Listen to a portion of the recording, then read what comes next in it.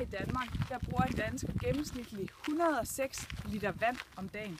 Det beror på alt muligt, og det gør vi for det meste uden at tænke over det.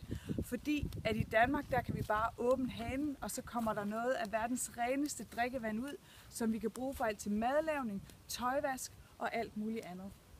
Det er ikke alle i verden, der er så heldige at have den mulighed. I Zambia for eksempel, der er der rigtig mange, der ikke har adgang til rent drikkevand. De går mellem 4 og 8 timer om dagen, bare for at hente vand. Men når de henter vand, så er det ikke den vandkvalitet, vi kender her i Danmark. Når de kommer hen til et sted, hvor der er vand, så kan det være sådan noget vand her, de kommer til. Så har de dunkene med. De bruger lidt tid på at fylde dem op.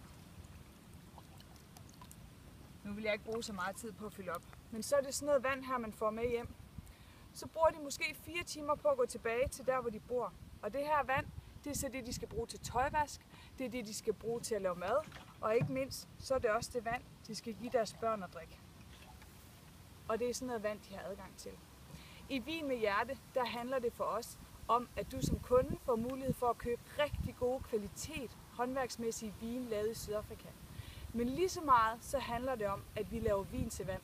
Vi giver nemlig alt overskuddet til at bygge brønde i Zambia, sådan at folk i Zambia får mulighed for at have deres egen brønd, og derved har mulighed for rent drikkevand.